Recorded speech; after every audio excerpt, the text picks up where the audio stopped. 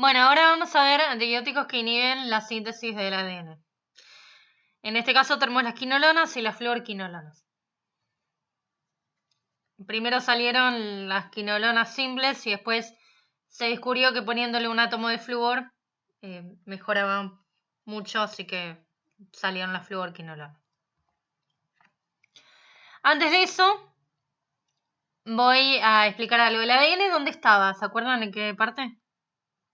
En el núcleo. Acá tenemos las células se dividen por mitosis. Ah, bueno, está acá escrito. Mitosis. Yo esto lo sé desde que era chiquita, porque no entendía nada de lo que estaba viendo, pero en el programa de Sabrina, la bruja adolescente, nada, decían mitosis es el proceso de división celular. No sabía qué era, pero bueno, me quedó desde ese momento que mitosis es cuando una célula se divide en dos. Acá tenemos de una célula madre se obtienen dos células hijas. ¿Por qué se les ocurre que es importante que las células se dividan? ¿O en qué caso la célula se tendría que dividir? Células en general, no de las bacterias. Para reproducirse. Bueno, en el caso de las bacterias sí se dividen por mitosis justamente para reproducirse, pero las bacterias son una única célula. Pero por ejemplo nosotros, ¿para qué queremos entrar nuestras células en división? Agustín dijo algo, no escuché nada porque le hablé encima, pobre. Perdón.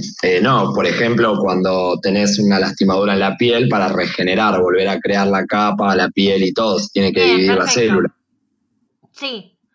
También puede ser cuando una célula está vieja y se divide justamente para reemplazarla por otra más nueva. También puede ser, por ejemplo, cuando hay pérdida de células. No sé, tenemos, por ejemplo, las células.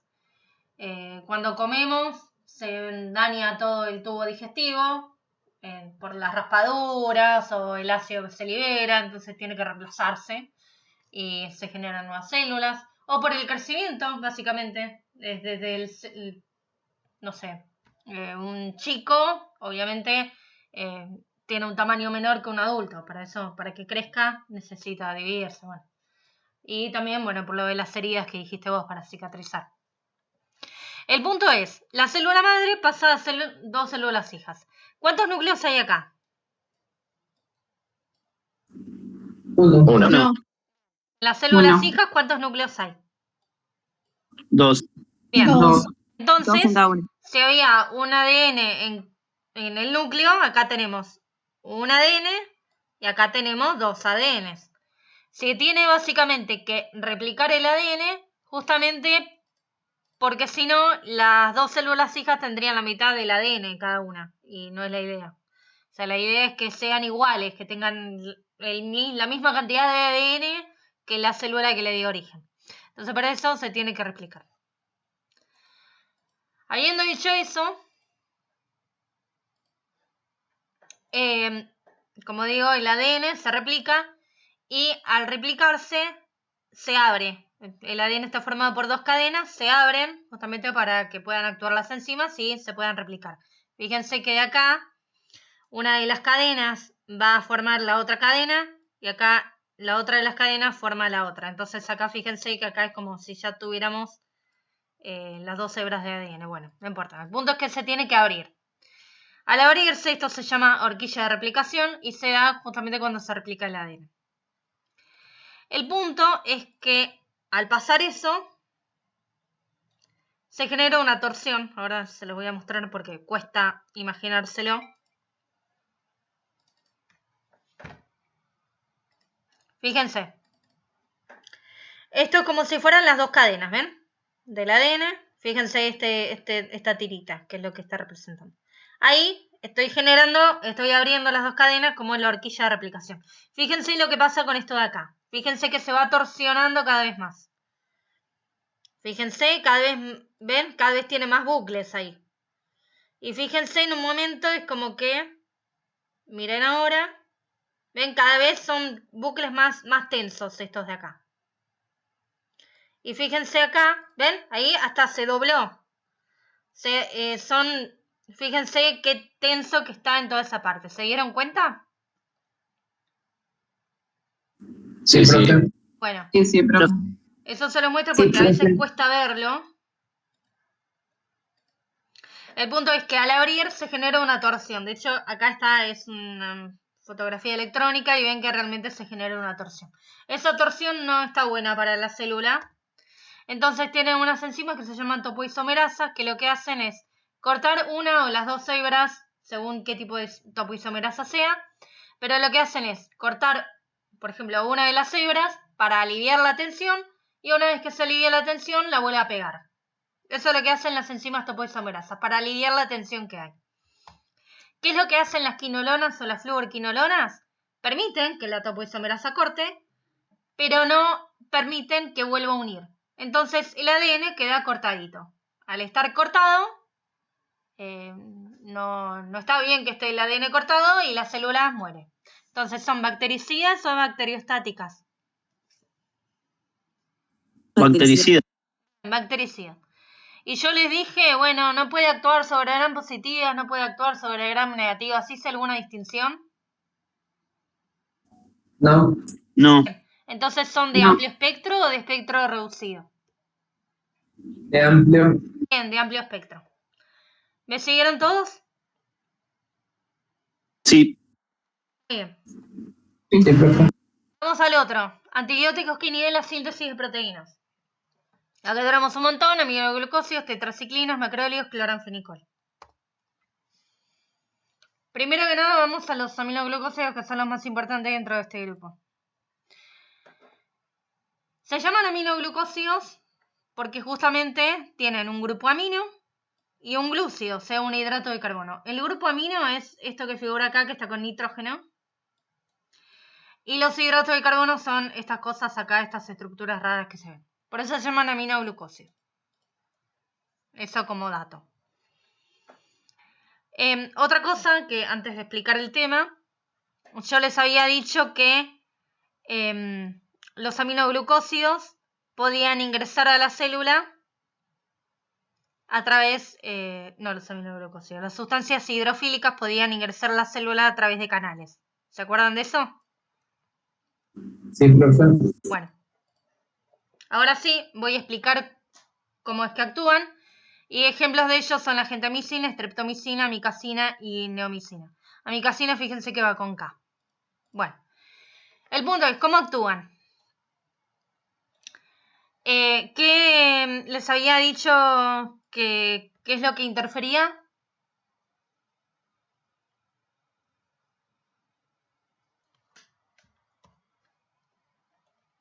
La síntesis de proteína. Bien, en la síntesis de proteína. ¿Cuál era la estructura que se encargaba de la síntesis de proteína?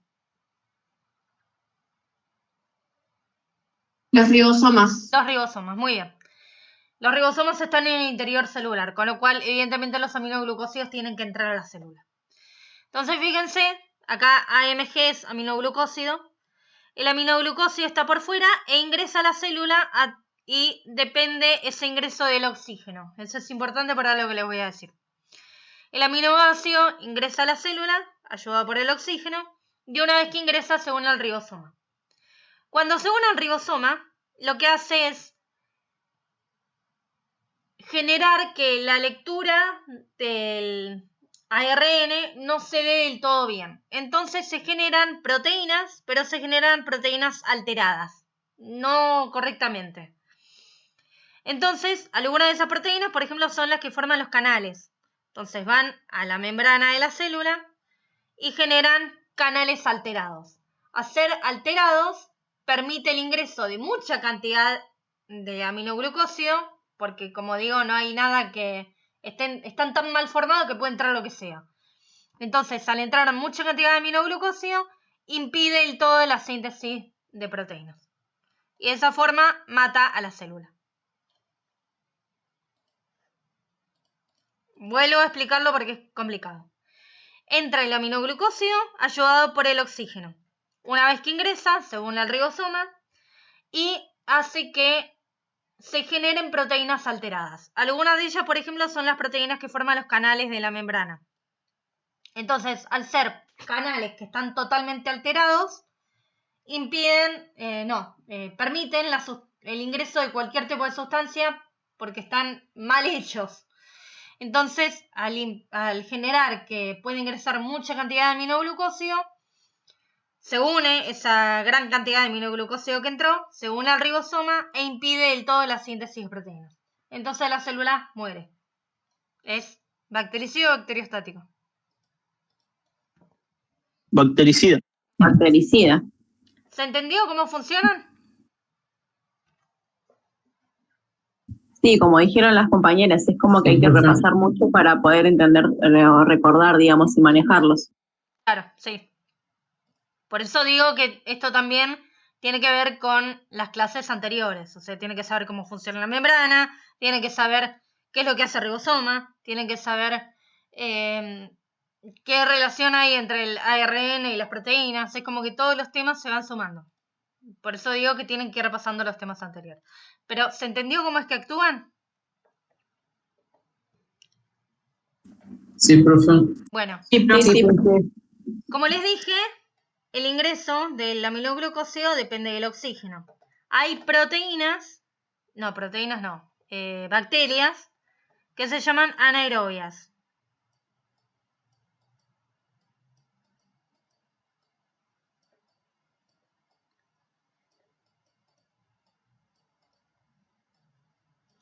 An es sin. Aero quiere decir aire o oxígeno en este caso. Entonces son bacterias que crecen en ausencia de oxígeno. Entonces, si crecen en ausencia de oxígeno, ¿el aminoglucósido va a poder entrar?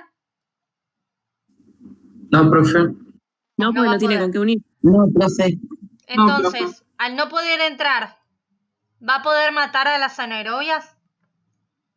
No. No. No va a poder. Entonces, ¿las bacterias anaerobias son sensibles o resistentes a los aminoglucósidos? Resistente. Bien, Resistente.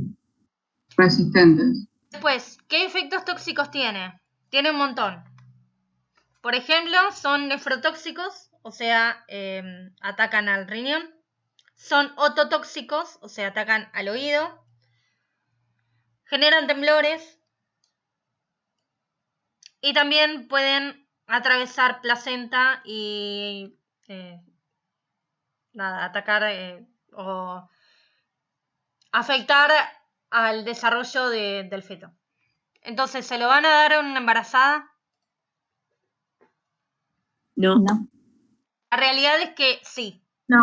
Se da en embarazadas. A ver, si le pueden dar otra cosa, le dan otra cosa, obviamente. Pero la realidad es que hay veces que una embarazada se puede agarrar, obviamente, cualquier tipo de infección. Y hay veces que la bacteria que se agarró no responde a nada más que no sea un aminoglucósido. Entonces, no es que uno pueda hablar con la bacteria y le dice, ¿sabes qué? Espera 9 meses y ahí te seguís reproduciendo. No, la bacteria sigue creciendo. Si no le das algo que la mate, la mujer y también el feto se van a morir por la infección que se genera. Entonces, para impedir eso, y bueno, hay veces que no queda otra y le tienen que dar. Si se puede dar otra cosa, obviamente que le van a dar otra cosa, pero bueno, hay veces que no se puede.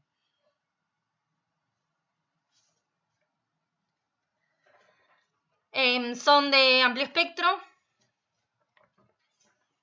excepto la streptomicina, que es de espectro reducido. Bueno, ¿alguna duda? No, profe.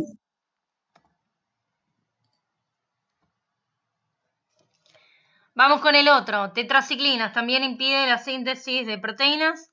¿Por qué significa tetra?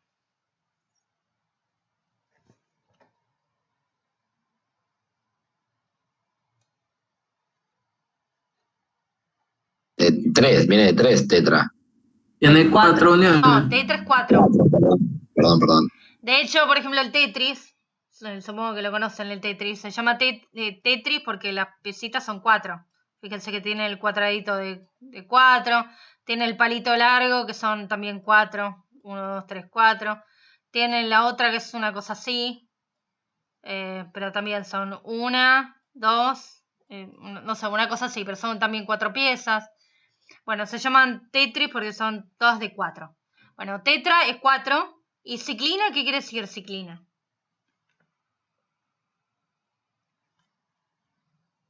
Cíclico, ¿no? Bien. Algo así. Entonces, fíjense cómo es una tetraciclina. Tienen 1, 2, 3, 4 ciclos. Por eso se llama tetraciclina. También, como les dije, se une al ribosoma. Impide la síntesis de proteínas. Acá tienen unos ejemplos. Y acá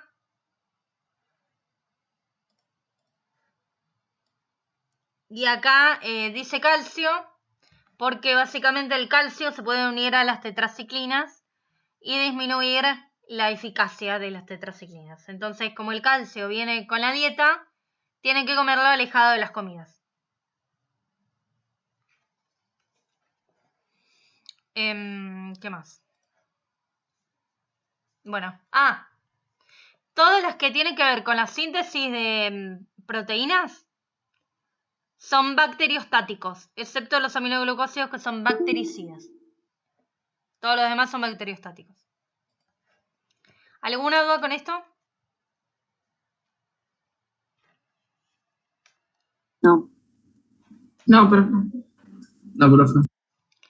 Bueno, tenemos otros más, que son los macrólidos y el cloranfenicol. Macro, ¿qué quiere decir? Grande. Cerca, Bien, ¿no? grande. Grande. Bueno, fíjense, es una estructura grande, justamente como el nombre lo es. También se une al ribosoma y impide la síntesis de proteínas. Bacteriostático, como les dije, todos los que inhiben síntesis de proteínas son bacteriostáticos, menos los aminoglucósidos. Y ejemplos son la eritromicina, claritromicina y acitromicina. Otra cosa es que, ¿cómo les dije que tenía que ser para poder atravesar por acá? De la membrana externa. Hidrofílica, Por acá tenía que ser hidrofóbico o chico. Y por la porina, Hidrofílica. hidrofílica. Bueno, esto es hidrofóbico y grande, así que la Fílica. membrana externa no puede atravesar. Entonces, ¿va a poder matar a las gram negativas? No. Bien, no va a poder matar. No, profe. Entonces, actúa solo sobre gram positivas. Entonces, ¿es amplio espectro o espectro reducido? Reducido. Reducido. Muy bien. Sí. Después tenemos el cloranfenicol, que también actúa inhibiendo síntesis de proteínas, también es bacteriostático. Tiene un efecto adverso muy grave, que es la aplasia medular, que ahora les digo lo que es. ¿Alguno me sabe decir cuáles son las células de la sangre? Los glóbulos rojos. Bien. ¿Qué más? Los glóbulos blancos. Glóbulos blancos, falta uno. Leucocito. Leucocito es lo mismo que el glóbulo blanco. Las plaquetas. Bien, las plaquetas. Linfocitos, sí. Son glóbulos blancos. Bueno, glóbulos rojos, ¿qué función tenían? O tienen, mejor dicho, porque siguen teniendo. Transportan el oxígeno. Bien, transportan el oxígeno en sangre. Perfecto. El oxígeno no se puede disolver en el líquido de la sangre, entonces requiere unas células que lo transporten, que son los glóbulos rojos. El glóbulo blanco. Son los que ¿Inmunitario? Ay, no escuché nada. ¿Sistema inmunitario? Bien, sí. Nos protegen contra infecciones y nos protegen contra... siempre se producen células tumorales en el organismo, entonces impiden que crezcan, básicamente. Se encarga de destruir células tumorales y de destruir microorganismos que pueden tener. Y por otro lado tenemos las plaquetas. ¿Cuáles son la función? Para que no haya, ¿cómo que se hace la sangre? Ayudan a la cicatrización de las heridas, formando el tapón plaquetario. Bien, Hacia los perfecto. coágulos. Genera la coagulación sanguínea, básicamente. Esto lo vamos a ver bien en unas clases. Pero bueno, glóbulos rojos, transporte de oxígeno, glóbulos blancos, combate infecciones y células tumorales, y plaquetas, coagulación sanguínea. Este tipo de células, todas ellas, se generan en el interior de los huesos. O sea, tenemos acá un hueso mal dibujado, pero bueno, esto es un hueso.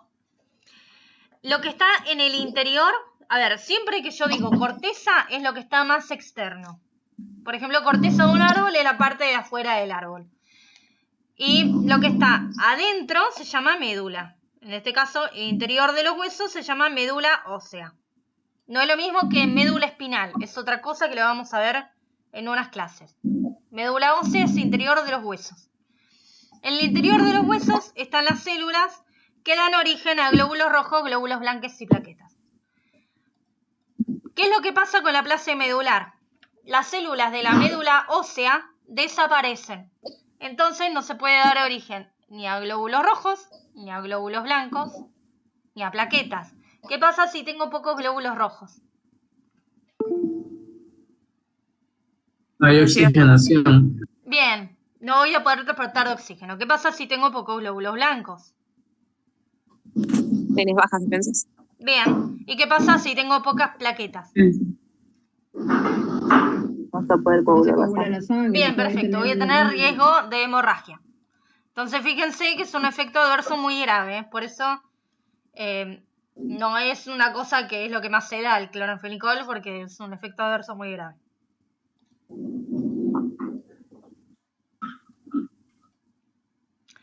¿Dudas con esto de acá? No, profe. Bueno, chicos, acuérdense de silenciarse.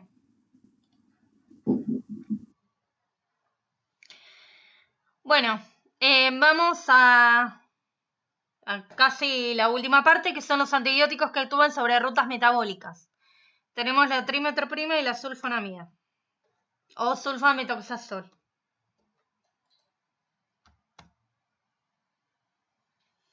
Bueno, ¿qué es lo que pasa acá? El ácido tetrahidrofólico, o el ácido fólico, que es como lo conocemos en la vida cotidiana, es una vitamina que usamos los seres vivos para sintetizar ADN y sintetizar proteínas. Nosotros lo podemos obtener con la dieta, las bacterias no comen, entonces nada, lo tienen que sintetizar ellas. Sintetizar lo mismo que formar, lo tienen que formar ellas. Entonces tienen toda una vía, toda una cascada de reacciones para sintetizar el ácido fólico. Ahora bien, una de las sustancias para generar el ácido fólico se llama PABA. Fíjense, acá tenemos la estructura del PABA. Y fíjense que el quimioterápico, porque esto es un quimioterápico, el quimioterápico se ve parecido. Entonces la bacteria se confunde y en lugar de agarrar al PABA, agarra al quimioterápico este. Entonces, ¿va a poder sintetizar el ácido fólico si no estoy agarrando el PABA? No. No va a poder, No. porque tendría que haber agarrado el PABA y agarró otra cosa. Bueno, entonces no puede sintetizar el ácido fólico, con lo cual no puede sintetizar ni el ADN ni proteínas. Lo mismo pasa con el ácido dihidrofóbico y la trimetroprima. Básicamente ese es el fundamento, solo que es en la misma cascada de reacciones. Estás atacando a través de 2 puntos. Pero bueno, ese es el fundamento. ¿Se entendió cómo es que actúa?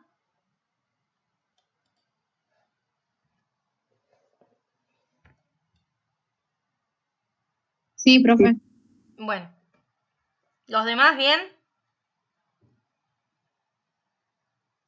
Yo Sí, más o profe. menos.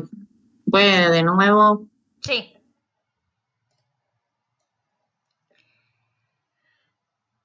El ácido fólico, que es esto que acabo de marcar acá, sirve para sintetizar ADN y proteínas. Nosotros lo podemos ingerir con la dieta. Las bacterias no, porque las bacterias no comen. Entonces lo tienen que sintetizar ellas. Ahora bien, para sintetizarlo tiene toda esta cascada de reacciones que está acá. Una de las sustancias que se utiliza es la que se llama PABA. El PABA tiene la estructura acá y fíjense que el quimioterápico, como les dije, el quimioterápico sería en este caso lo mismo que antimicrobiano.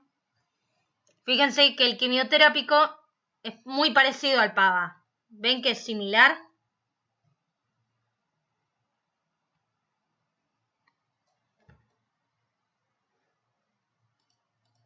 Chicos, ¿lo ven parecido esto de acá a esto de acá? Sí, Sí, Bueno, profe, sí, sí, profe. Sí, profe. una bolita entonces, chiquita en ahí. lugar de agarrar al PABA, la bacteria se confunde y no agarra esto. Agarra esto otro, que es el quimioterápico. Entonces, al confundirse, no puede sintetizar el ácido fólico, porque justamente tendría que haber agarrado el PABA y agarró otra cosa. Entonces, no lo puede sintetizar. Entonces, no puede sintetizar ni ADN ni proteínas. Lo mismo pasa con el ácido dihidrofólico y el quimioterápico que es parecido a la trimetroprima. ¿Ahora sí? Perfecto. Sí, profe. Esto particularmente, ¿por qué no nos ataca a nosotros? No nos ataca porque básicamente nosotros lo podemos incorporar con la dieta, las bacterias no pueden. Entonces, que a nosotros esto se vea interrumpido es como que no nos afecta porque no, lo obviamos esto, no nos afecta. En cambio, esto de acá también. Se actúan sobre la síntesis de proteínas que actúan, los que acabamos de ver, actúan sobre ribosomas. ¿Por qué no nos ataca a nuestros ribosomas?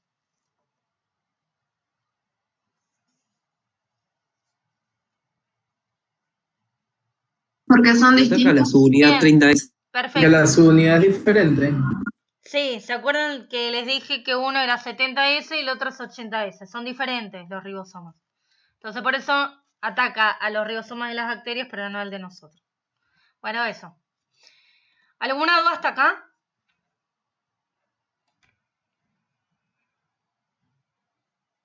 La profe. No, profe. No. Sí, No, le profe. dan por eso y le dan también porque ayuda a la síntesis del sistema nervioso. Lo vamos a ver en la segunda mitad del año, cuando veamos vitamina. Bueno, el último antibiótico que vamos a ver es el que modifica la integridad de las membranas. En este caso tenemos la polimixina B, polimixina E, también llamado colistin o colistina. ¿Alguno sabe cómo funciona un detergente?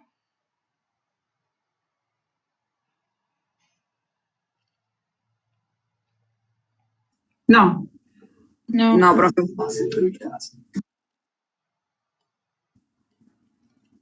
Acá lo esquematice. Rompe como la capa de grasa, ¿no? ¿Separa? No, esperen. Se los voy a explicar por si no lo único que vamos a hacer es confundir. Esto es un detergente. Un detergente está formado por una parte hidrofílica y después tiene una parte hidrofóbica.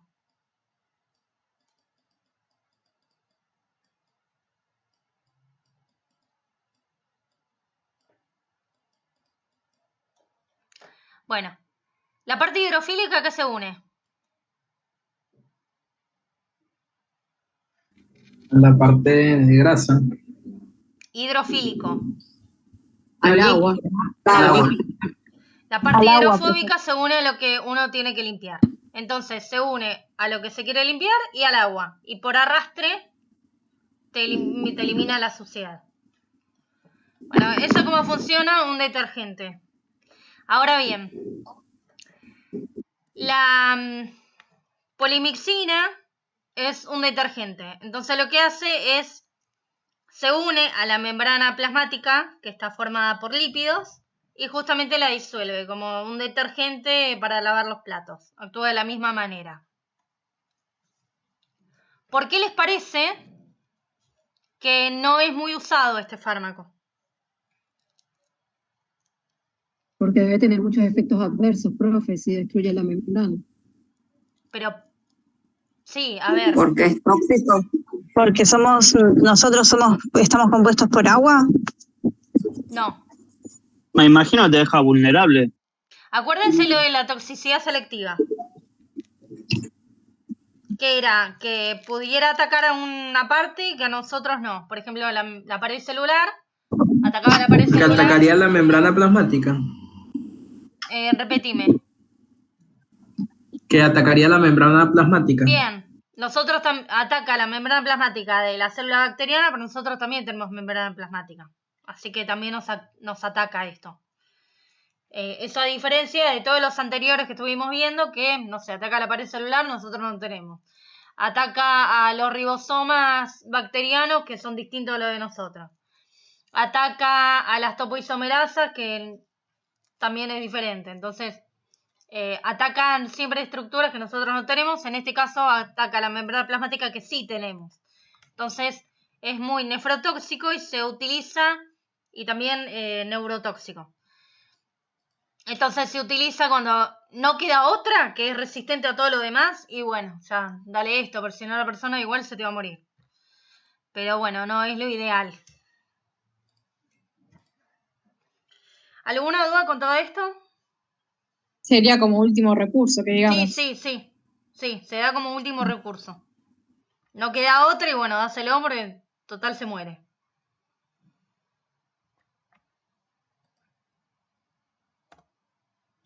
¿Alguna duda con todo eso? No, profe. No, Bueno. profe. En cuanto a resistencia bacteriana, yo les dije que es un tema muy importante, así que me voy a detener un rato a hablar de esto. Las bacterias, como dije, encuentran mecanismos para ir de a poco a través de mutaciones en el ADN, que son cambios que se van dando en el ADN. Se van encontrando formas para evadir justamente los antibióticos que uno les puede llegar a dar para matarlos. Antibióticos o quimioterápicos que uno puede llegar a dar para matarlos. Entonces, se van haciendo cada vez más resistentes, por eso resistencia bacteriana. Y tienen básicamente 4 mecanismos que algunos ya los estuvimos viendo. Por ejemplo, inaccesibilidad del antibiótico. O sea que el antibiótico es inaccesible. Esa palabra sí me sale, la palabra con habilidad. Entendimos. Bueno, yo esta imagen se las puse con el tema de la glucoproteína P. Pero bueno, para que se den la idea de que era parecido. ¿Algunos se acuerdan de lo que era la glucoproteína P? Lo vimos la semana pasada. Sí, la semana pasada no, que fue feriado, la anterior. Sí, que saca lo que intenta ingresar. Perfecto, Sí. es eso. Bueno, esto es muy similar, por eso les puse la misma imagen para que vayan asociando las cosas. Pero es muy parecido. Acá el antibiótico está representado en verde y cada vez que intenta ingresar uno, hay una proteína que lo saca para afuera de nuevo. Entonces, cada vez que el antibiótico intenta ingresar a la célula bacteriana y matarlo, tienen una proteína que lo expulsa. Eso se llaman bombas de flujo.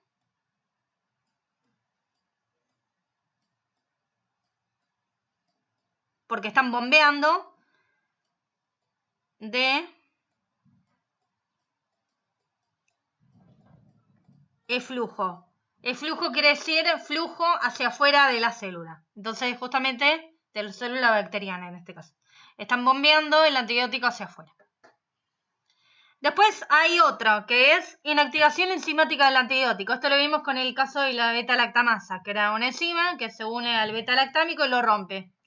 Entonces, esa es otra forma que tiene la bacteria de generar resistencia, rompiendo básicamente el antibiótico.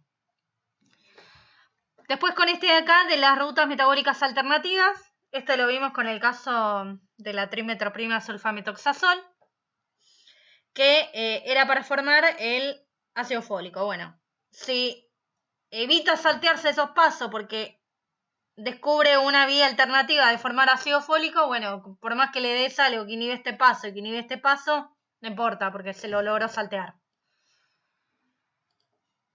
Y después tenemos alteración del blanco molecular, que yo les dije que la vancomicina se unía a los últimos 2 aminoácidos del peptidoglicano, que son de ala. Entonces la vancomicina lo que hace es reconocer al de ala de ala. Imagínense que la bacteria dice, sí, me reconoces el de ala, bueno, no te voy a hacer más de ala, te voy a hacer de ala de lisina. Se te cambia el último aminoácido. La vancomicina no lo va a poder reconocer más. Con lo cual no se va a poder unir. Con lo cual no va a poder matar.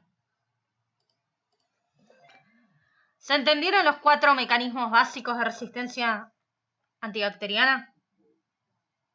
Sí, profe. Sí, profe.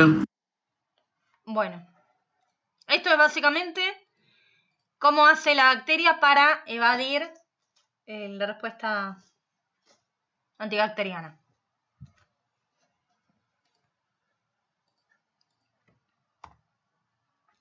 Ahora bien, y acá es donde se viene todo lo que parece sacado de una película de terror.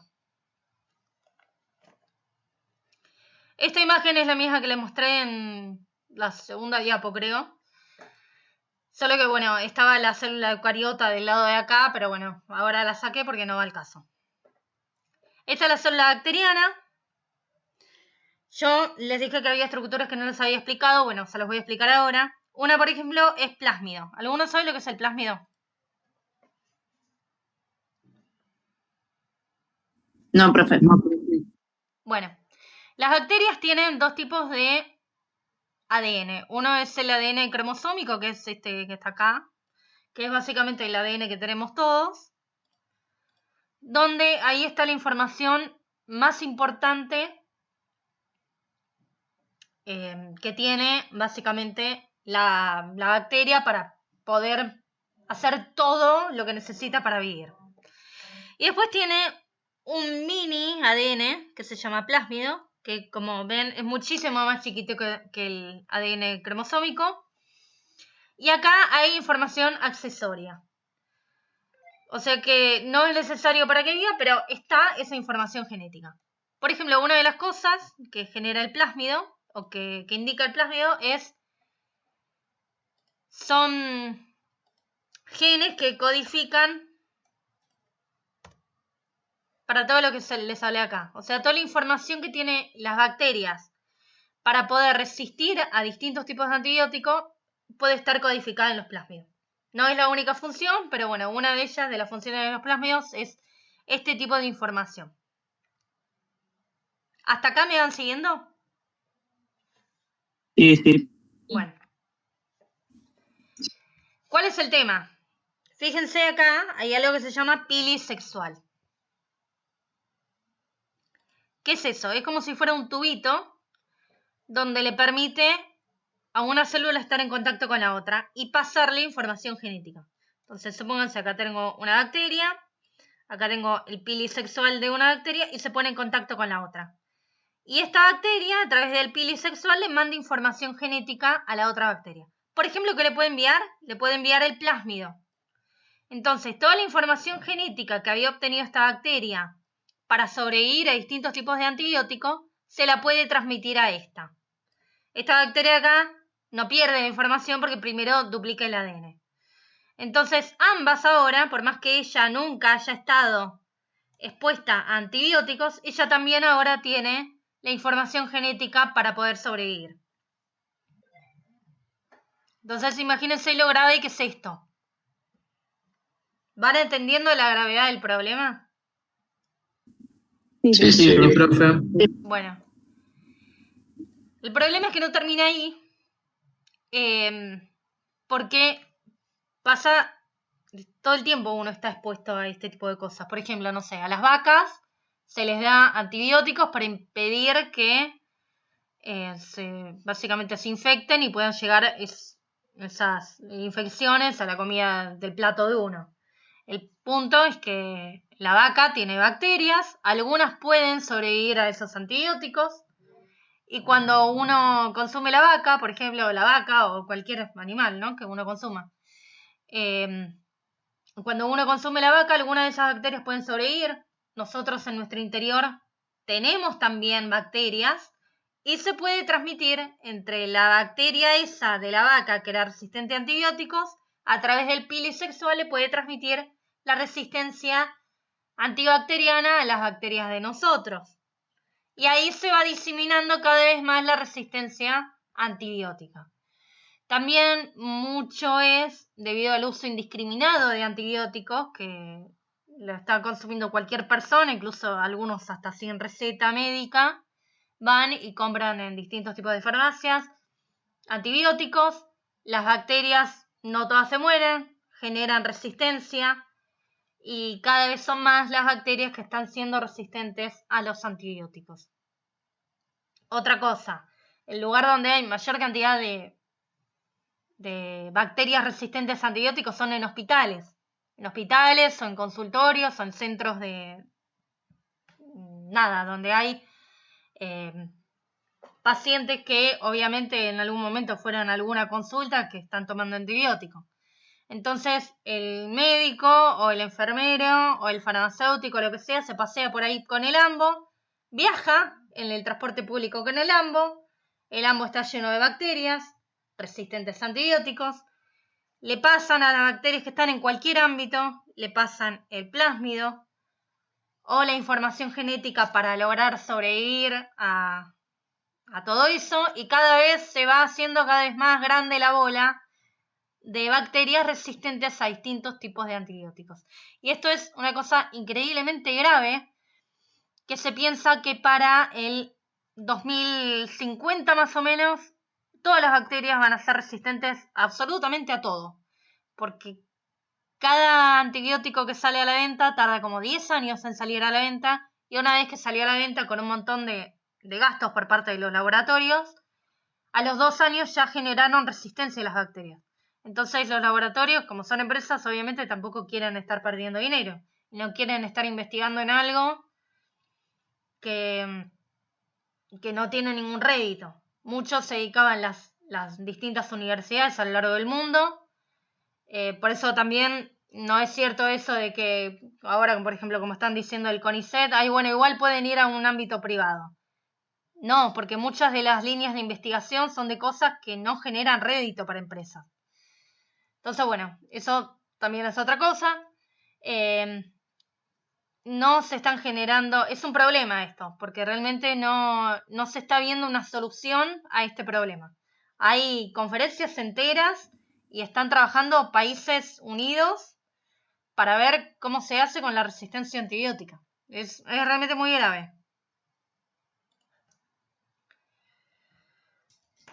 ¿Entienden el problema de esto de acá? Sí, profe. Sí, profe. Sí, profe. Pero supuestamente no es que cuando uno toma mucho un antibiótico uno hace resistente a esa bacteria. Está ese mito. ¿Puede ser que sea así también? A ver, de nuevo, no entendí. Cuando uno dice porque toma mucha amoxicilina, ¿no? Se enferma y toma amoxicilina, se enferma y toma. Es como que la bacteria se hace resistente a la amoxicilina porque el cuerpo se está acostumbrando a eso. ¿Puede ser eso que se dice siempre? No es que te estás acostumbrando, es que no todas las bacterias mueren. Y las que no mueren, porque siempre, en todas las poblaciones de bacterias, siempre hay algunas que son sensibles y otras que son resistentes. El tema es que si vos estás dando algo que no mata, por ejemplo, que algunas se hacen resistentes, se hacen resistentes esas. Si vos siempre estás dando nuevos medicamentos, cada vez son más las que se van generando la resistencia. Y se van propagando, porque esas que quedaron se replican, porque obviamente no hubo nada que las mató. En condiciones normales no pasa nada porque es el organismo las que se encargan de eliminar a esas, pero si se usa el uso indiscriminado de antibióticos, cada vez son más las poblaciones de bacterias que son resistentes a distintos tipos de antibióticos. Y es una cosa realmente muy grave. Después, algo más, que uno piensa que como que se acabó la pesadilla, bueno, no, sigue. Tenemos los biofilms. ¿Saben lo que son? No, profe. No. Los biofilms son comunidades de bacterias que uno... Hasta hace poco se pensaba, por ejemplo, que las bacterias cada una vive individualmente y se acabó. No, viven en comunidad las bacterias y se comunican unas con otras. Obviamente no hablan, pero sí se pueden comunicar. Esos biofilms se ven así como montañitas, como se ven acá. Y pueden ser montañitas, digamos, de bacterias de la misma especie o de otras distintas. El punto es por qué lo estoy metiendo acá, particularmente el tema. Porque los biofilms, o también se llaman biopelículas, film es película, justamente. Los biofilms son hasta 1000 veces más resistentes a los antibióticos o los desinfectantes que las bacterias en forma individual. ¿Por qué? Tienen varios motivos. Fíjense acá, por ejemplo, tenemos las bacterias y están inmersas en toda una especie de moco que hay acá. Ese moco, si uno da un antibiótico, por ejemplo, puede quedar retenido en el moco y que no afecte a la bacteria. Ese es uno de los motivos. Segundo, también, por ejemplo, hay, como les dije, bombas de flujo. Por otro lado, uno aplica un antibiótico y mata a las bacterias que están acá, pero imagínense que llegar acá, que el antibiótico logre penetrar toda esta capa y que llegue acá es como que prácticamente imposible. Entonces estas de acá no mueren. Y después, por otra parte, se generan distintas poblaciones. Por ejemplo, acá llega mucho la cantidad de oxígeno. Acá imagínense que el oxígeno que llega es muy poquito. Imagínense, no sé, si se me ponen 20 personas encima mío, casi no voy a poder respirar. Con lo cual, el oxígeno que hay acá es prácticamente nada. Entonces, por ejemplo, si estoy dando un aminoglucósido, acá va a poder actuar bien, acá no. Porque justamente no va a haber oxígeno. Ay, anoté cualquier cosa. No va a poder actuar, no hay oxígeno, con lo cual estas bacterias acá van a seguir vivas por más que esté dando el aminoglucósido. Entonces, bueno, son varios mecanismos por los cuales las bacterias en los biofilms son mucho más resistentes. Entonces, fíjense que cada vez se está volviendo más difícil matar a las bacterias. Y se piensa que para el 2050 no va a haber solución de nada. Profe, una consulta le hago. ¿Una mala aplicación de la posología también genera tolerancia en la bacteria? Sí. Sí, hay algunas que incluso... lo que pasa es que no me quiero meter en eso, pero bueno, hay distintos tipos de antibióticos, bueno, todo lo que les estoy hablando, pero no se lo aplica siempre de la misma manera. Hay algunos que tienen que superar una mínima cantidad y con que supere esa cantidad y baje la concentración rápida, genial. Y de hecho mantenerlo más tiempo por encima de ese valor te genera solo efectos adversos. Hay otros que siempre tienen que estar constante, entonces todo eso sí te genera o efectos adversos o todo eso. Además, ojo, también la gente no es que se le muere solamente por la bacteria. Estuvimos viendo todos estos antibióticos tienen muchísima cantidad de efectos adversos. Entonces hay algunos que, por ejemplo, no sé, atacan al riñón. Y no es que me morí per se por la bacteria, sino que tuve que dar un antibiótico que tenga muchos efectos adversos y me morí por las complicaciones de eso. Es realmente muy, muy grave todo este tema.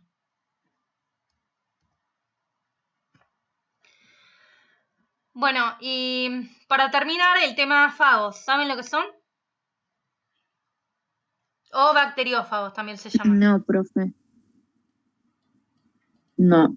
Profe, con respecto a lo anterior, los laboratorios, ¿por qué no quieren como gastar plata en todo lo que sucede si a la larga como que van a perder porque no van a vender nada, que digamos, si no hace efecto Y bueno, nada? justamente por eso. ¿Vos tendrías una empresa que solo perdés dinero? Y no, pero a la larga me está diciendo que en el año 2050 como que no va a haber solución de nada para nosotros si nos Y enfermamos. bueno, pero la empresa lo que quiere es ganar dinero hoy. Si yo Sí, voy a está estar bien. 10 años perdiendo dinero,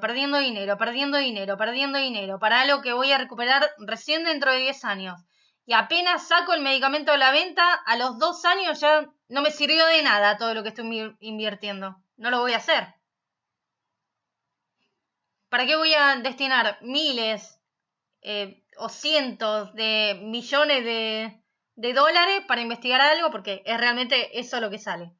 Cientos de millones de dólares o decenas de millones de dólares para investigar algo que a los 2 años ni siquiera llego a recuperar lo que invertí, porque tengo que tirarlo a la basura que no me sirve más. No lo voy a hacer. Es una empresa privada, quiere ganar dinero. Por eso se están dedicando en universidades, el CONICET se estaba dedicando a esto.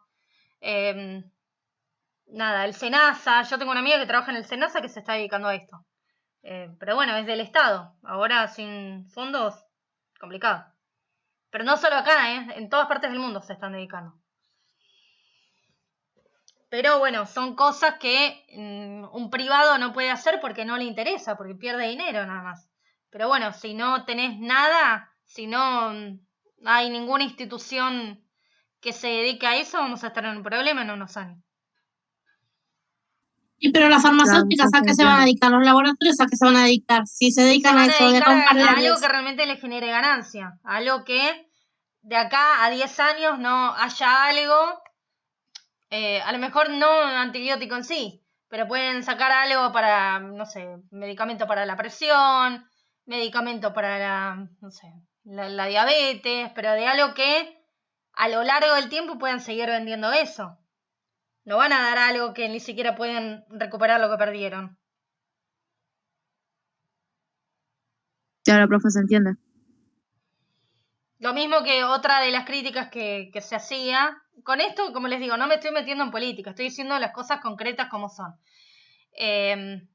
Otra de las críticas que se hacía era, bueno, que se dediquen al ámbito privado y ya está. Por ejemplo, los que se dedican del CONICET y eso. Otra cosa por los cuales no se pueden dedicar a eso es que, por ejemplo, no sé, el CONICET se dedica a decir, bueno, mira, tal empresa está tirando metales pesados al río, no se puede, y entonces, a ver, ¿cuánto está tirando? ¿Realmente supera los límites o no? Si supera los límites, bueno, mirá, flaco, no podés hacer esto. Le ponen un límite para que no dañe, por ejemplo, los ríos, o la fauna, o la flora. Obviamente la empresa no la va a contratar, si justamente no le conviene que salga todo eso a la luz. Entonces, por eso no siempre es como, bueno, que lo contrate el privado, porque no funciona así. Bueno, y ya está, no es que me estoy metiendo en política, sino que estoy diciendo las cosas de por qué hay veces que se puede y hay veces que no.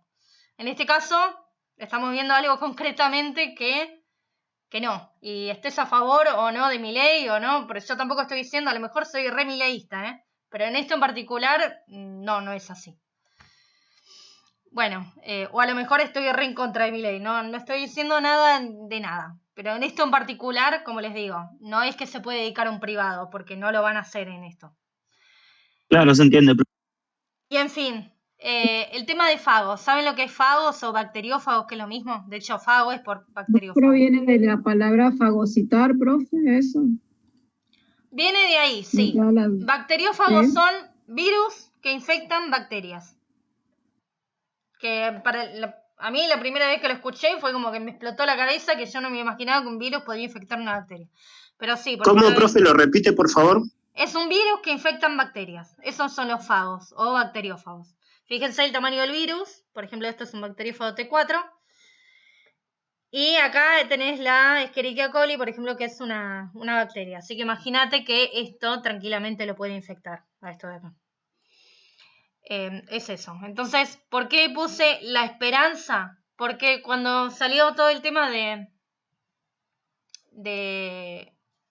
que se descubrió que los que causan enfermedades, por ejemplo, podían ser bacterias, dijeron, como que se armaron dos bandos. Por un lado estaba todo el occidente que se dedicó a quimioterápicos y antibióticos, como por ejemplo las sulfas o la penicilina. Y por otro lado estaban los de Oriente, por ejemplo de Egipto y toda esa parte de ahí, que descubrieron a los bacteriófagos.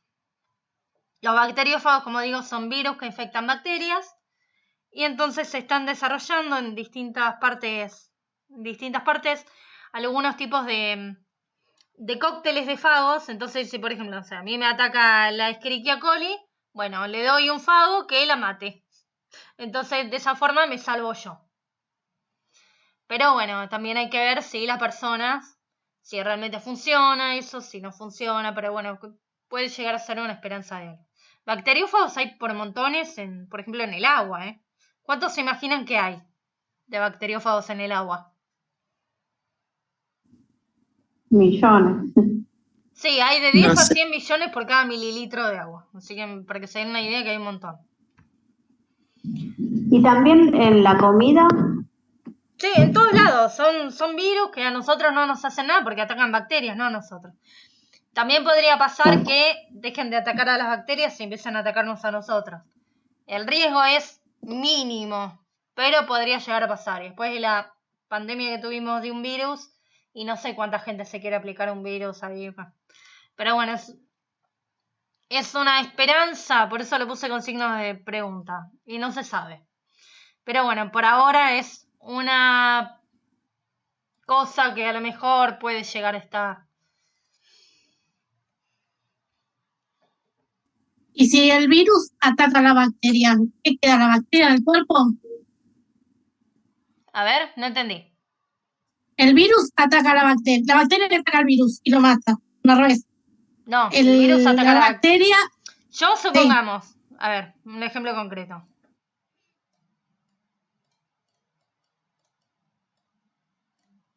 Yo soy esta. Bueno, a mí me infectó la Escherichia coli, por ejemplo, ¿no? Que es esta de acá, es una bacteria. Bueno, yo estoy a punto de morirme. Entonces, ¿qué es lo que pasa? Viene un bacteriófago que lo que hace es atacar la Escherichia coli, la mata. Entonces yo me salvo. ¿Se entendió? sí. ¿Y qué pasa con la bacteria? A eso voy. ¿Se muere el virus y se muere la bacteria o queda dentro del cuerpo? No. A ver, el cadáver de la bacteria, ¿decís? La bacteria Porque se muere. Sí. Y el cadáver después, no sé, mi organismo se encarga de eliminarlo. No quedan residuos, claro, como que no quedan residuos para tener que atacar eso o hacer tratamiento de eso. No. Creo que pregunta que si el fago hace algo aparte de matar a la bacteria. Ataca a la bacteria y punto. La idea es que, como te digo, el fago no me ataca a mí. El fago no me ataca a mí. Es. El fago ataca a la no bacteria. ataca al cuerpo. Perfecto.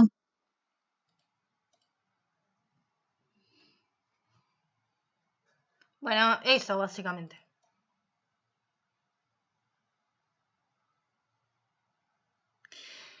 No me quiero meter con hongos, pero hay, ya si quieren se los mando, hay distintos canales de divulgación. Había uno que se llama El Robot de Platón, no sé si alguno lo conoce, que tiene un video parecido a lo que estás preguntando. No me quiero meter, a ver, siempre podrían modificar el tipo de... Sí, como estoy diciendo, el bacteriófago, por ejemplo, ataca bacterias. ¿Me podría llegar a atacar a mí? Sí, a ver, puede ser. Es raro, porque está preparado para atacar a este tipo de células, no a las mías. Pero se podría llegar a dar. Es muy baja la posibilidad, pero podría darse. Y con lo de los hongos también puede llegar a pasar. Yo no me estoy metiendo con hongos, fíjense. Pero son cosas que pasan.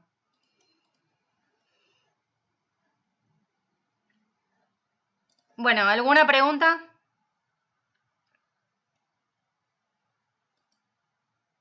¿No? No, profe, nos vamos a hacer las dudas que nos queden mirando otra vez las clases. Está muy bueno para tenerlo, para ir reforzando. Sí. Para terminar, les quería mostrar esto. Dos cosas. Primero, a ver, esperen que me fijo qué hora es.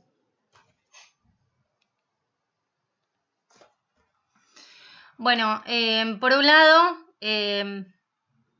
esto, vieron que hace unos años había puesto de moda esto, de los 10 años, que por ejemplo te sacabas una foto y mostrabas una foto de cómo eras hace 10 años. Bueno, con esto es algo similar. Esto, como les dije, es una placa de Petri en la cual se cultivan bacterias, y esto particularmente lo que son disquitos de algodón sumergidos en antibiótico, y se ve si cuánto realmente, primero, qué tipo de antibiótico es útil para matar a esa bacteria en particular, y segundo, qué cantidad habría que ponerlo.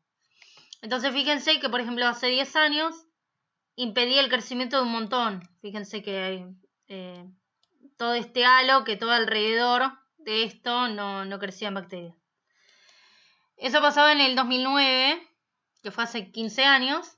Fíjense, en 2019 ya el halo prácticamente inexistente. Hay algunos que directamente no existen. Es porque todas las bacterias se hicieron resistentes a estos antibióticos. Hay algunos que, bueno, un poquito menos. Pero fíjense en 10 años cuánto se desarrolló la resistencia bacteriana. Y por otro lado, para ver qué antibiótico habría que darle a cada persona, lo que se hace es lo que se llama antibiograma, que básicamente se toma una muestra de tu infección, digamos, ya sea, no sé, una muestra de sangre, no sé. El punto es una muestra de un líquido tuyo, donde está el tema de la infección activo, y se ve con distintos tipos de antibióticos. Fíjense todo este tipo de antibióticos de acá.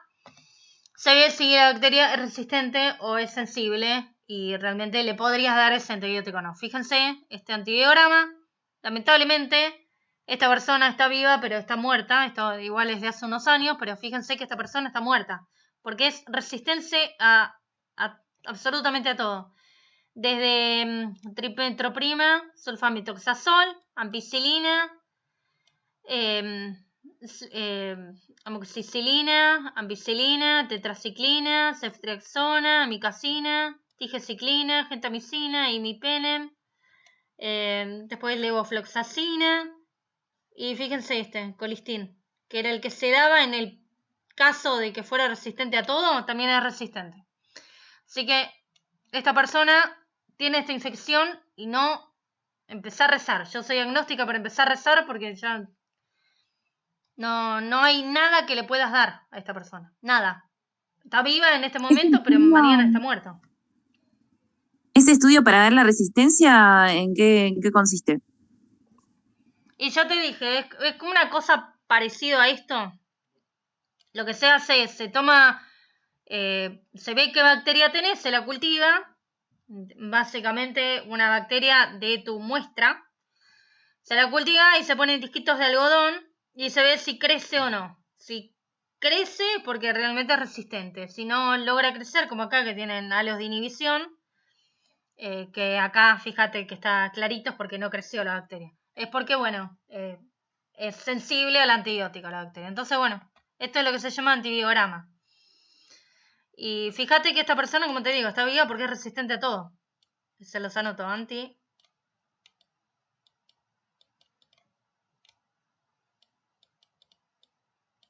Bueno, esto es una O. Pensar que la gente se enoja porque le pedís receta para un antibiótico. Bueno, justamente por eso. Responsabilidad, por favor. Por eso lo anoté. Que sean responsables con... Que si no... A ver, ya sé que ustedes tienen que hacer caso a lo que dice. Lamentablemente tienen que... dependen de lo que diga el DT de la farmacia. Por más que ustedes no lo quieran vender, si el DT dice que sí, y bueno... Igual, por suerte, ahora está la ley, pero bueno, sé que hay algunos lugares donde se hace la vista increíblemente gorda. Pero no, porque está la ley, profe. Todo.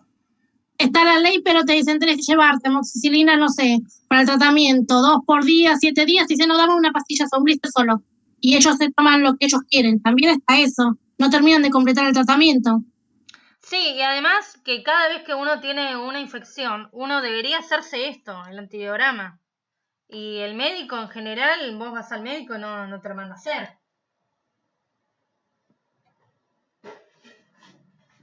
En general uno va y, bueno, te indico tal cosa, pero nunca se probó que realmente es resistente o es sensible a tal cosa. Y es un problema. Yo lo vi mucho con las infecciones de la garganta, ya sea laringitis o todo eso. Con todo, en realidad. Sí, pero sí, sobre todo con eso. Que en general te dan amoxiclavulánico y... Como que este año se notó más, que estábamos todos con lo mismo. Pero bueno, esta persona tristemente está muerta. O sea, ¿qué le das a esta persona? Es resistente a todo. A vos te llega esto y te pones a llorar, porque sabés que no le podés hacer nada. Te faltó la claritromicina y la lista, profe. Ah, tenés razón, no está. Bueno, no, pero se prueba con un montón de... Esto no lo hice yo, fíjate, está en inglés. Lo saqué, pero bueno, es una imagen que se hizo viral hace unos años. Bueno, eso es lo que les estaba diciendo. A las vacas, ¿vieron lo que les conté de las vacas? Lo de las vacas, se había empezado a dar el colistín, hasta que se metió la OMS y dijo, no se les ocurra dar el colistín, porque se llega a generar resistencia al colistín y morimos. Ni siquiera como última opción, y de hecho acá, por ejemplo, este paciente es resistente. Pero hasta incluso con determinados animales que no han estado expuestos bajo ninguna condición a antibióticos, se ve que tienen resistencia. Por eso que les dije de que se van transmitiendo las cosas. Bueno, y para terminar les quería recomendar, como les dije, yo les suelo recomendar libros o algo que esté más o menos relacionado o que tenga algo que se relaciona. En este caso es un libro que leí hace nada, ahora un mes y medio. Se llama Proyecto Hail Mary, es de Andy Weir y es de un libro de ciencia ficción. A mí me gustó un montón el libro.